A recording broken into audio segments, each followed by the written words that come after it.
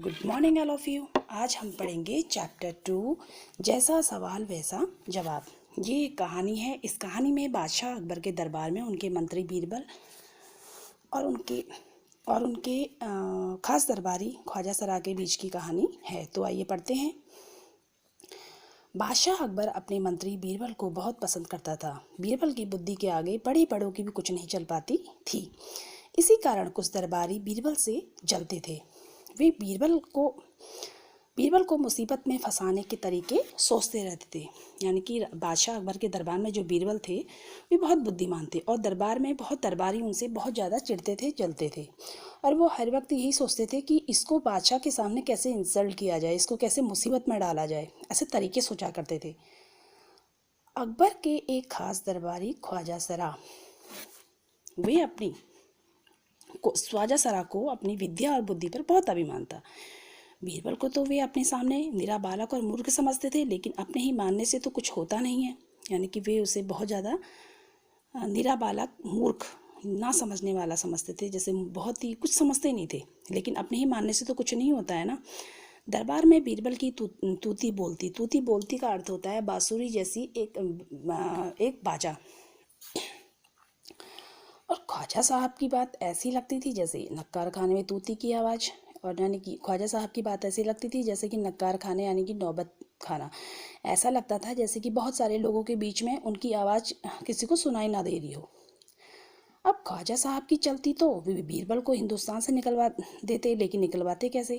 ख्वाजा साहब की चलती तो वो तो बीरबल को देश से ही बाहर निकलवा देते। एक दिन ख्वाजा ने बीरबल को मूर्ख साबित करने के लिए कुछ सोच विचार कर कुछ मुश्किल प्रश्न सोच लिए। अब ख्वाजा साहब उनसे बहुत ज़्यादा चिढ़ते थे। वो बीरबल को मूर्ख साबित करने के लिए अब उन्होंने सोचा कि क्यों ना इनसे बादशाह अकबर के सामने कुछ प्रश्न पूछ लिए जाए ताकि वे उनके आंसर ना दे पाए। उन्हें विश्वास यानी भरोसा, कि बादशाह के उन प्रश्नों को सुनकर बीरबल के छक्के छूट जाएंगे। छक्के छूटने का अर्थ होता है घबरा जाना।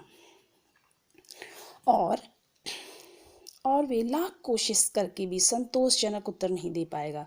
उन्हें पूरा विश्वास था कि वे उनके प्रश्नों के उत्तर नहीं दे पाएगा। संतोषजनक ही संतोष देना, सेटिस्फाइड जिसे इंग्लिश में बोलते हैं। फिर बादशाह मान लेगा कि ख्वाजा सरा के आगे बीरबल कुछ नहीं है। यानी कि उनके प्रश्न इतने कठिन होंगे कि अगर बादशाह उनसे पूछेंगे तो बीरबल उनके उत्तर नहीं दे पाएगा। और फिर ख्वाजा सरा अपने आप को बहुत ज़्यादा बुद्धिमान समझते थे बीरबल के सामने। फिर देखिए आगे क्या होता है।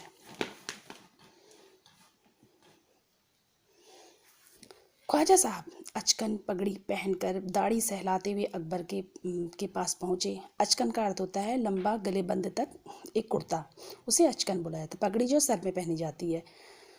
और सिर झुकाकर बोली, बीरबल बड़ा बुद्धिमान बनता है, आप भी उसकी लंबी चौड़ी बातों के धोखे में आ जाते हैं। मैं चाहता हूँ कि आप मेरे 3 सवाल के जवाब पूछकर उसके दिमाग की गहराई नाप लें।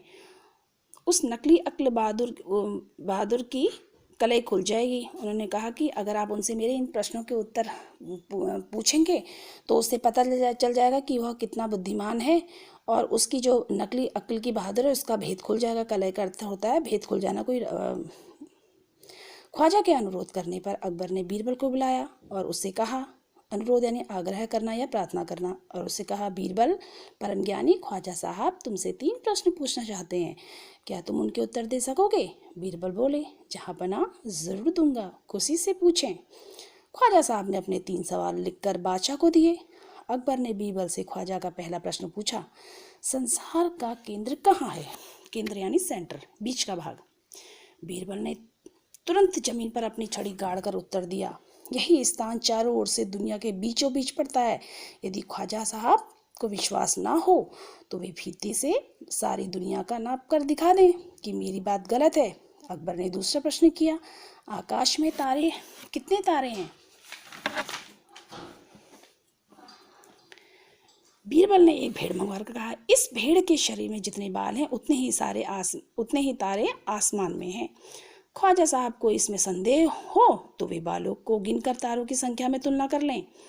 संदेह का अर्थ होता है शक करना, शक हो तो शक करना। यानी अब अकबर ने तीसरा सवाल किया, संसार की आबादी कितनी है? आबादी का अर्थ होता है जनसंख्या यानी पॉपुलेशन।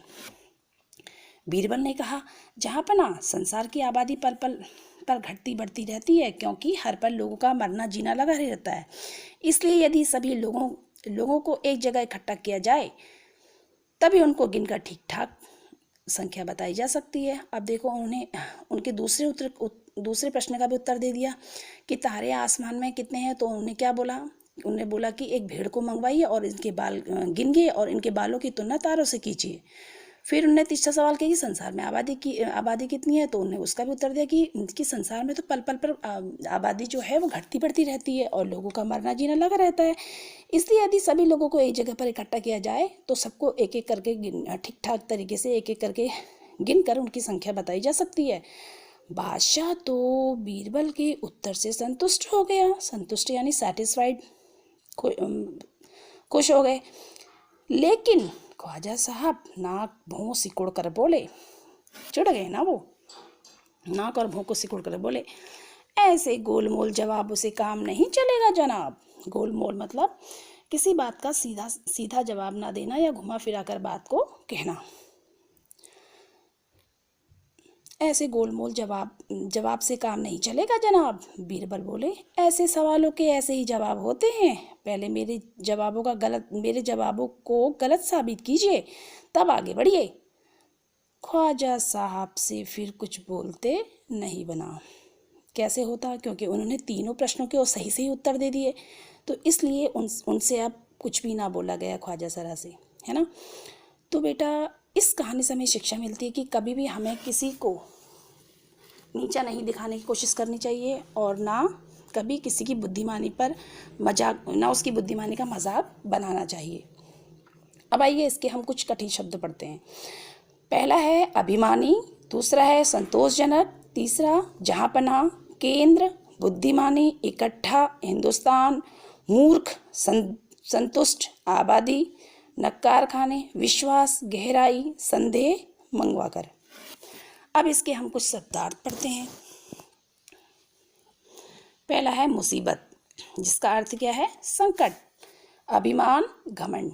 केंद्र, बीच का भाग। बुद्धिमान, होशियार। संदेह, शक, जलना, चिढ़ना। मूर्ख, नासमझ। तूती, बांसुरी जैसा एक बाजा। अनुरोध, आग्रह करना या प्रार्थना करना। संतोषजनक, संतोष देना या मानसिक शांति। गोलमोल, किसी बात का सीधा जवाब ना देना या घुमा फिरा कर बात कहना। जहाँपनाह, संसार की रक्षा करने वाला। आबादी, संसार। जहाँपनाह इस समय कौन है हमारे देश के? प्रधानमंत्री, राजा। Thank you.